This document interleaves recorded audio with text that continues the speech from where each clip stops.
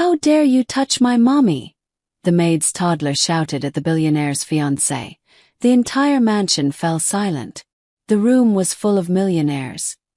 But the person who changed everyone's heart was a tiny little girl. Nobody expected that. The chandeliers sparkled, the champagne flowed, and the guests wore diamonds worth more than most people's homes.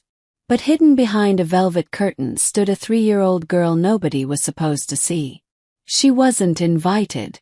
She wasn't wanted. Her mother scrubbed these floors every single day, invisible to the people who danced across them. But that night, when one woman raised her hand against her mother, the little girl stepped out of the shadows, and what she screamed made an entire mansion freeze. What happened in the next 60 seconds would expose secrets buried for years, and change the fate of everyone in that room forever. Hey everyone, welcome back. Before we start, tell me in the comments, where are you watching from tonight? I love seeing where this community comes from. If you're new here, hit that subscribe button because we tell stories like this every single week. Stories about love, dignity, and the moments that remind us what really matters. Stay until the end because the final twist in this one is going to leave you speechless. Hey, let's begin. Nobody in that mansion knew her name. To them, she was just the maid. But what they didn't know was that she was hiding a heartbreak bigger than any of them could imagine. The Hale estate rose out of the hills like something from a dream. White marble columns, gardens trimmed into perfect green waves, a driveway lined with cars that cost more than most people would earn in a lifetime. Tonight, it glittered even brighter than usual. String lights wound through the trees. A 12-piece orchestra tuned their instruments in the ballroom. Waiters in white gloves lined up like soldiers, trays balanced on their palms. Tonight was the engagement party of Julian Hale, 34 years old, one of the youngest self-made billionaires in the country, and Victoria Sinclair, 30, a woman as polished and cold as the diamond on her finger. Downstairs, in the staff quarters, Elena Reyes knelt on the floor of a small closet-sized room, buttoning a tiny cardigan onto her daughter. "Mommy has to work tonight, baby," Elena whispered, smoothing down her daughter's dark curls. "You have to stay very quiet, okay? Like a little mouse." Mia, 3 years old, looked up at her mother with enormous brown eyes. She didn't fully understand why they always had to hide. She only understood that her mother's hands trembled a little every time she said the word work in this house. Elena was 28. She'd been a maid at the Hale estate for almost 2 years, ever since her husband left without a word, without an explanation, without a single dollar. She remembered the exact night he packed his bag.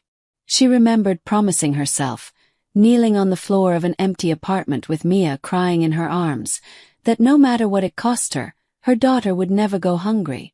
So she scrubbed floors. She ironed silk sheets she could never afford to sleep on. She served meals worth more than her weekly paycheck. And every single night, she came home to a daughter who deserved so much more than the world had given her. Tonight was supposed to be simple.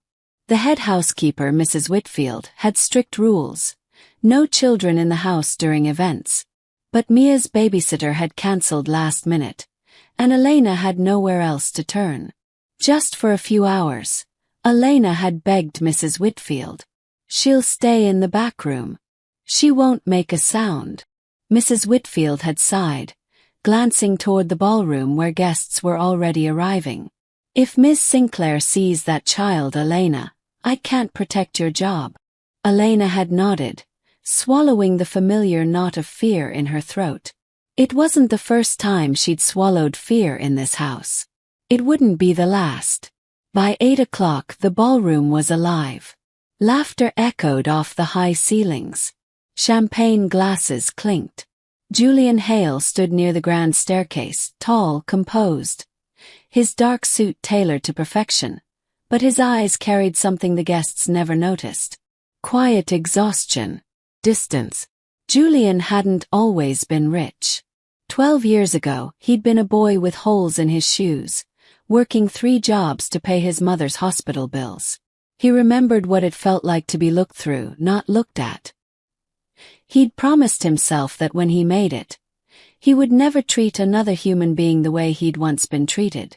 But somewhere between building an empire and losing his mother to the illness that never stopped taking from him, Julian had grown tired.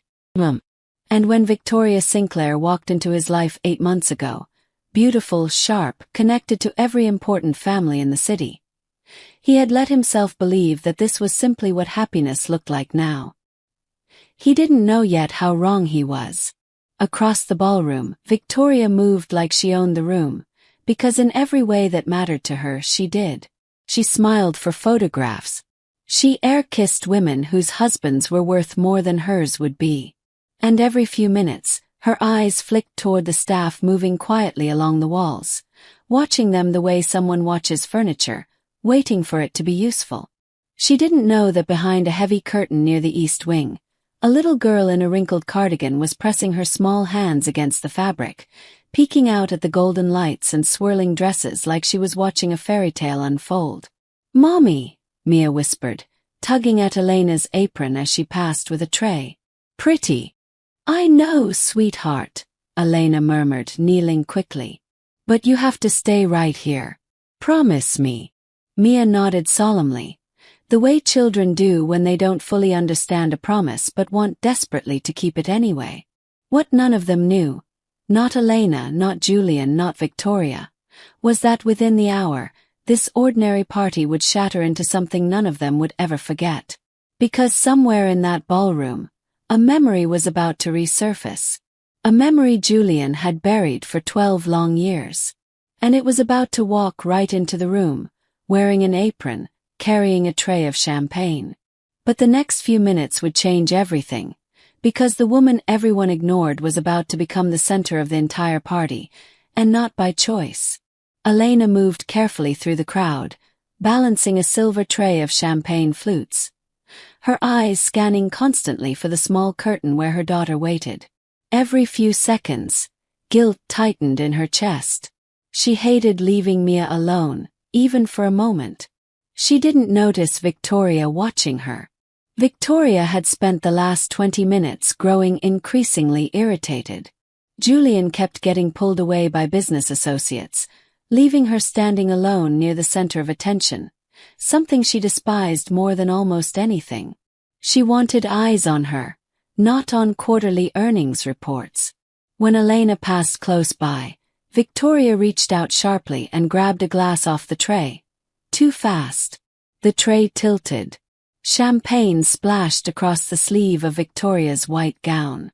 The room seemed to inhale all at once. "Are you blind?" Victoria's voice cracked through the music like a whip. Heads turned. Conversations halted mid-sentence. "I'm so sorry," Elena said quickly, setting the tray down, reaching for a napkin. "Let me." "Don't touch me." Victoria yanked her arm back, her face twisting with humiliation dressed up as rage. "This dress cost more than you'll make in a year. Do you understand that? Do you people even think before you move?" Elena's cheeks burned. She lowered her eyes the way she'd trained herself to do over 2 years of small daily humiliations. "I'll pay for the cleaning, ma'am. I'm truly sorry. You'll pay for the dress." Victoria's voice rose again, sharper now, cruelty finding its rhythm in front of an audience. "In fact, maybe you should be paying for lessons on how to carry a simple tray." A few guests chuckled awkwardly. Others looked away, uncomfortable but silent, the particular silence of people who have everything to lose by speaking up. Elena said nothing. She had learned long ago that silence was safer than defense. But someone was watching who had learned no such lesson. Behind the curtain, Mia's small fists had curled tight around the fabric. She didn't understand every word. But she understood the tone. She understood the way her mother's shoulders curved inward, the way Elena's chin dropped, the way her hands shook slightly as she reached for napkins that wouldn't fix anything. Mia had seen her mother cry quietly at night more times than any 3-year-old should. She had learned in her own small way what it meant when her mother's voice went soft and careful, like she was trying not to break. And something inside her, Something too big for her tiny body began to rise. Across the room, Julian had turned at the commotion, his jaw tightening as he watched Victoria's outburst. He started moving through the crowd. "Victoria," he said, low and firm, reaching her side. "That's enough. Enough." Victoria spun to him, eyes flashing. "She ruined my dress in front of everyone. And you're worried about her feelings?" She apologized. "It was an accident." Julian's voice was calm, but his eyes weren't. "Let it go." Victoria's mouth tightened into a thin, furious line.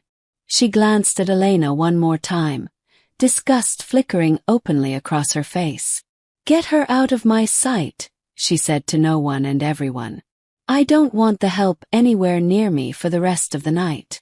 Elena, still kneeling with a stained napkin in her hand, felt something crack quietly in her chest.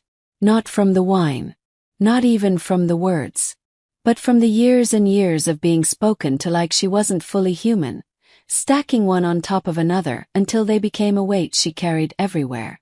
She didn't see the curtain move. She didn't see her daughter's small feet step out onto the marble floor. "Mia," Mrs. Whitfield hissed from across the room, spotting her too late. But it was already happening. Mia walked straight toward Victoria, her little chin lifted, her tiny hands balled into fists at her sides. The chandelier light caught her messy curls. Several guests turned, confused, charmed for half a second by the sight of a small child wandering the ballroom, until they registered where she was walking. "Mia, no!" Elena gasped, rising too fast, reaching for her. But Mia was already standing directly in front of Victoria, craning her neck upward to look at the tall woman in the ruined white dress, and in a voice loud enough to cut clean through the music and the murmuring and the clinking glasses, she shouted the words that would silence the entire mansion. "How dare you touch my mommy?" What happened in the next 10 seconds would be talked about in that house for years, because nobody, not even Julian Hale, expected what came after. For one full breath, nobody moved. The orchestra, mid-note, seemed to falter into silence. A waiter froze with a tray tilted precariously in his hands. Somewhere near the bar, a champagne glass clinked softly against marble, and no one even turned to look. Every eye in that ballroom locked onto a 3-year-old girl in a wrinkled blue cardigan, standing toe-to-toe with a woman in a designer gown, her small hands trembling with a fury too enormous for her tiny frame. Victoria stared down at Mia, stunned into silence for the first time all night. For a moment, something almost human flickered across her face. Surprise, maybe even the faintest shame. But it vanished quickly, replaced by something colder. "Whose child is this?" Victoria's voice was ice. She looked around at the staff as though the answer might materialize out of thin air. "Someone get this child out of here immediately. She's mine." Elena rushed forward, scooping Mia into her arms, her whole body shaking. "I'm so sorry, she's not supposed to be. I'll take her right now, please, I'm so sorry. You brought your child to my engagement party?" Victoria's voice climbed, disbelief curdling into outrage. "Into my home. Do you have any idea how inappropriate this is?" "Please," Elena whispered, cradling Mia's head against her shoulder, backing away. "It won't happen again. Please don't. This is exactly the kind of thing I've been telling you about, Julian." Victoria turned sharply toward him, gesturing at Elena like she was presenting evidence in a trial. "This staff has no boundaries, no respect for this house." But Julian wasn't looking at Victoria anymore. He was staring at Mia. Something had shifted in his face the moment the little girl spoke. A strange, unreadable stillness had settled over him, as though a door long sealed shut had suddenly creaked open somewhere deep inside his memory. It wasn't the outburst that struck him. It was her eyes. He had seen those exact eyes before. Not on this child. On someone else a very long time ago. A woman with the same warm brown gaze, the same fierce protective fire behind them, standing in a hospital hallway 12 years earlier, gripping his hand and promising him everything would be okay, back when he had nothing and neither did she. Julian. Victoria's sharp voice snapped him back. Are you even listening to me? He blinked, shaking off the strange pull of memory. Victoria, she's 3 years old. She was scared for her mother. That's not a scandal, that's a child. She humiliated me in front of everyone. You humiliated yourself, Julian said quietly, and the words landed heavier than he intended, echoing slightly in the hush that had fallen over the room. Victoria's face went rigid. A muscle twitched in her jaw. For the first time that night, she looked less like the composed hostess of a grand engagement party, and more like a woman realizing in real time that the ground beneath her was shifting. I want her fired, Victoria said, low and cold, eyes locked on Elena. Tonight. No one is being fired tonight, Julian said firmly. Excuse me. I said no one is being fired. His voice didn't rise, but something in it left no room for argument. This is still my house, Victoria. The silence that followed was different from the first. Heavier, charged, full of things unsaid. Elena stood frozen near the edge of the crowd, Mia still clinging to her neck, tiny fingers curled into the fabric of her uniform. She had expected to be dragged out by security. She had expected humiliation, unemployment, the terrifying blank future that came with both. She had not expected Julian Hale, the man she'd served coffee to 100 times without him ever really looking at her, to defend her in front of everyone.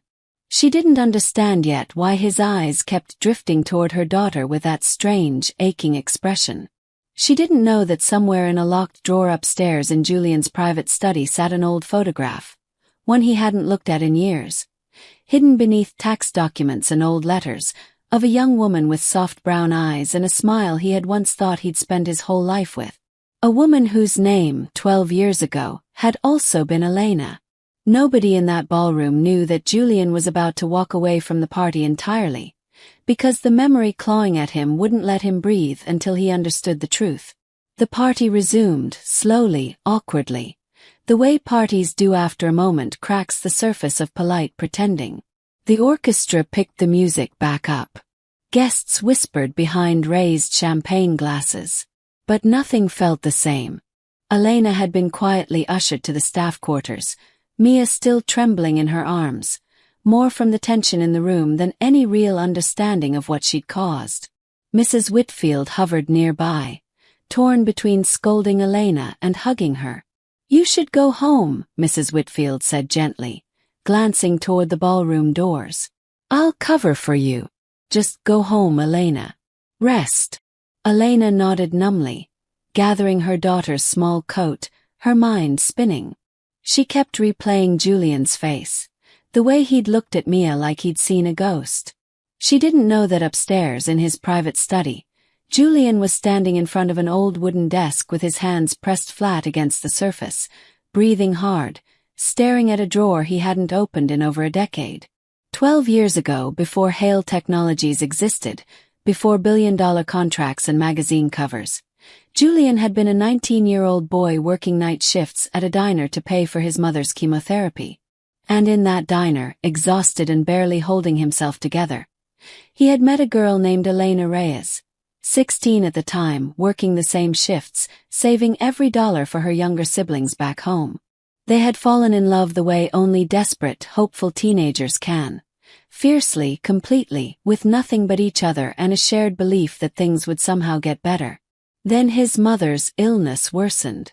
Then his father's debts came crashing down. Then, in a single devastating month, everything Julian knew collapsed, and his family was forced to move across the country for a fresh start that felt more like an exile. He remembered promising Elena he'd come back for her. He remembered writing letters that went unanswered, not knowing his cousin, jealous of the attention Julian gave a girl with nothing, had intercepted every single one before they ever reached her. He had spent years believing she simply stopped loving him. He had never known that she waited, that she cried herself to sleep for months, that eventually, believing he'd abandoned her without a word, She moved forward with her life the only way she knew how, and years later entered a different relationship, one that gave her a daughter and then, cruelly, abandoned her all over again. Julian pulled open the drawer with trembling hands and lifted out an old photograph. Himself at 19, thinner, tired, but smiling, standing beside a girl with warm brown eyes and dark curling hair, both of them wearing diner uniforms, both of them impossibly young. The same eyes he had just seen in the ballroom, on a woman kneeling in an apron. The same eyes he had seen tonight in a 3-year-old girl's furious little face. "No," he whispered to the empty room. "It can't be." But even as he said it, his heart already knew. Downstairs, Victoria stood near the bar, watching the doorway Julian had disappeared through several minutes earlier, suspicion curling slowly through her chest. She had noticed his expression too. She wasn't a woman who missed things that threatened her position. She flagged down one of the household staff, a young waiter nervously balancing a tray. "That maid," she said quietly. "Elena. How long has she worked here?" "About 2 years, ma'am." "And before that?" The waiter shrugged helplessly. "I don't know, ma'am. I think she came from out of state." Victoria's eyes narrowed, calculation sharpening beneath her composed exterior. She had spent months securing her place beside Julian Hale. His money, his name, the life it promised her. She had not spent 8 months building an engagement just to lose it to a maid and her daughter. Whatever Julian was hiding upstairs, whatever ghost had just resurfaced in that ballroom, Victoria intended to find out exactly what it was, and crush it before it could cost her everything. She didn't yet know how far she'd already gone to secure this engagement, and how quickly her own secrets were about to catch up with her. Nobody expected the next revelation to come from a hidden drawer, a forgotten photograph, and a single date scrawled on the back that would change 3 lives forever. Julian sat at his desk for a long time, the photograph trembling slightly in his hands. He turned it over. On the back in faded pencil was a date, nearly 4 years ago, and beneath it, in Elena's familiar handwriting, a single line he had never seen before, tucked into the drawer by his cousin along with every intercepted letter. "If you ever come back, I'll still be waiting. Love always." His chest tightened painfully. He had spent years believing she walked away. The truth, apparently, had been buried in his own house the entire time. He thought of Mia's eyes, her fierce little voice. "How dare you touch my mommy? 3 years old." His mind raced through the math, painful and dizzying. Could it be possible? Could the child downstairs be? He stood so fast his chair scraped loudly against the floor, and within minutes he was descending the staircase 2 steps at a time, ignoring the curious glances of lingering guests.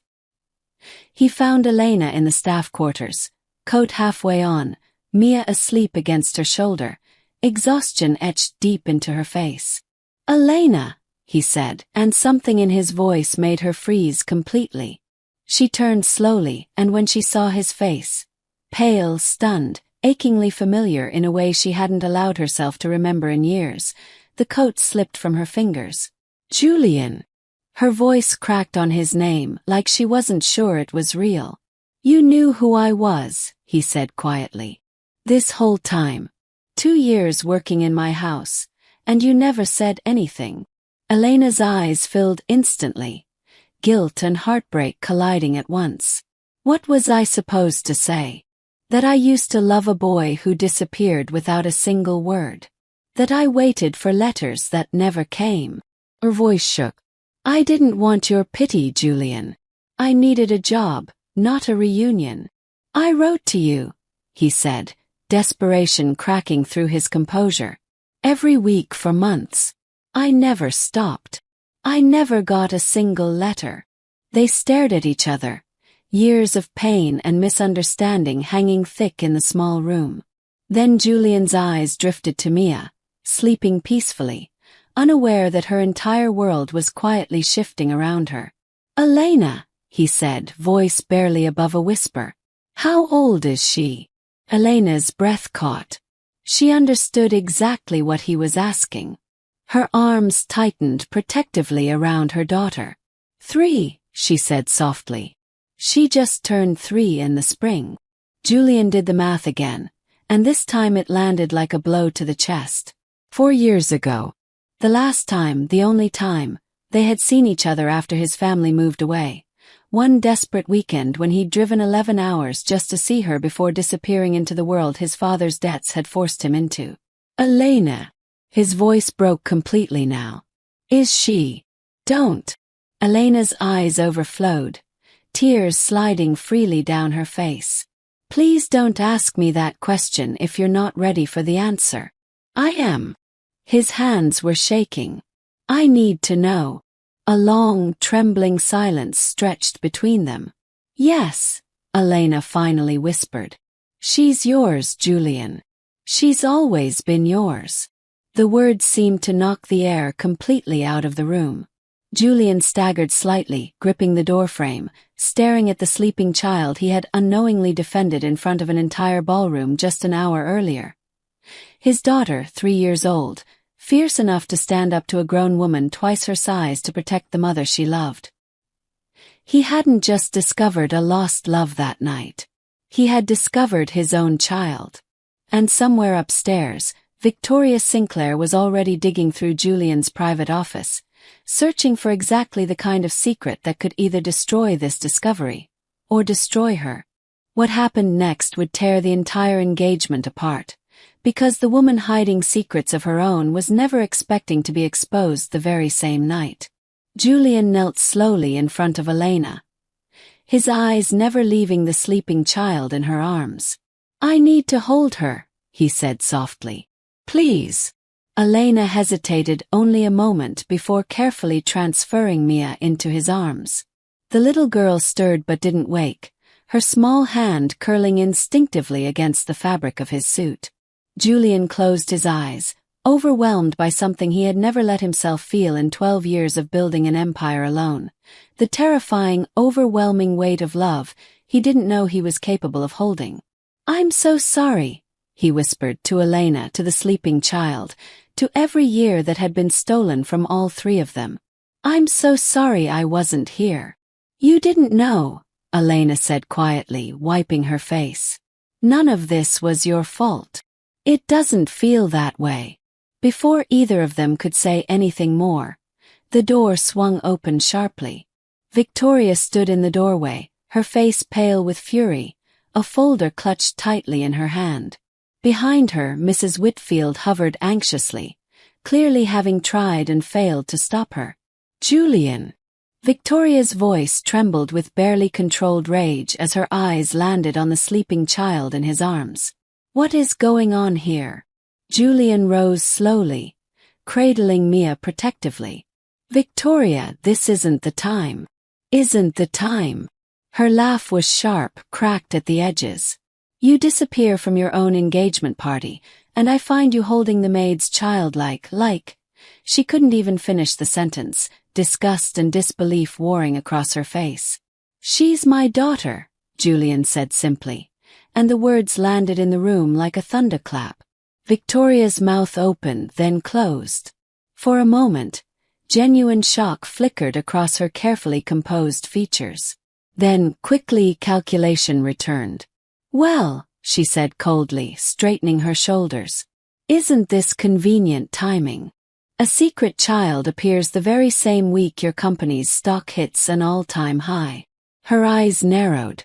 Or maybe not so secret. Maybe you've known all along. I just found out tonight, exactly like you did, Julian said, exhausted. But that's not what this is about, is it? Say what you actually came in here to say. Victoria's grip tightened on the folder in her hand. For a long moment she said nothing. Then, coldly, she threw it onto the small table between them. Fine. Since we're revealing secrets tonight. Her voice was venomous now, stripped of all pretense. Open it. Julian, still holding Mia carefully in one arm, reached down and flipped the folder open with his free hand. Inside were printed messages, hotel receipts, photographs, Evidence of an affair Victoria had been carrying on for the past several months with one of Julian's own business partners, a man positioning himself to take over a rival portion of Hale Technologies. The room went utterly silent. "You were never marrying me for love," Julian said slowly, staring at the evidence in his hands, pieces clicking into place he had been too exhausted and too numb to notice for months. "You were marrying me for the company, and keeping your options open in case something better came along." Victoria's jaw tightened, but she said nothing, which was answer enough. "Get out of my house," Julian said quietly. There was no anger left in his voice now, only a tired, hollow clarity. "Take your things. Have your lawyer contact mine. We're done, Victoria." For a moment, Victoria looked as though she might argue, might scream, might try one more time to twist the narrative back in her favor. But something in Julian's face, steady, unmoved, done, told her there was nothing left to fight for. Without another word, she turned and walked out, her heels echoing sharply down the hallway, the sound of an entire engagement collapsing behind her. Elena stood frozen, overwhelmed by everything that had unfolded in the span of an hour. Julian turned to her, still holding their sleeping daughter, his eyes softer now than she had seen in years. "I know this changes everything," he said quietly. "I know we have 12 years to talk through, and mistakes on both sides, and a whole life neither of us expected. But I'm not disappearing again, Elena. Not from you. Not from her." Elena's eyes filled with fresh tears, but for the first time that night, they weren't tears of humiliation or fear. "I believe you," she whispered. Down in the ballroom, unaware of the storm that had just passed through the house above them, guests continued to murmur about the strange little girl who had stood up to Victoria Sinclair earlier that night. The maid's daughter, they said, the one who wasn't afraid of anyone. None of them yet knew that by morning, the story circulating through the city wouldn't be about a cancelled engagement or a scandalous affair. It would be about a 3-year-old girl who, without knowing it, had reunited a family the world had once torn apart, simply because she refused to let anyone disrespect the person she loved most. Sometimes the smallest voice in the room carries the loudest truth. Mia didn't have money, status, or power. All she had was love fierce enough to stand up to a room full of people who underestimated her. And that love ended up exposing lies that wealth had hidden for months, and healing a wound that had been open for 12 years. This story is a reminder. Never judge someone by their title, their paycheck, or their place in the room. Sometimes the people treated the worst are carrying the most beautiful hearts, and the most powerful truths. If this story moved you, let me know in the comments. Where were you watching from tonight? Give this video a like, subscribe if you haven't already, and stay close, because next week, we have another emotional story you won't want to miss.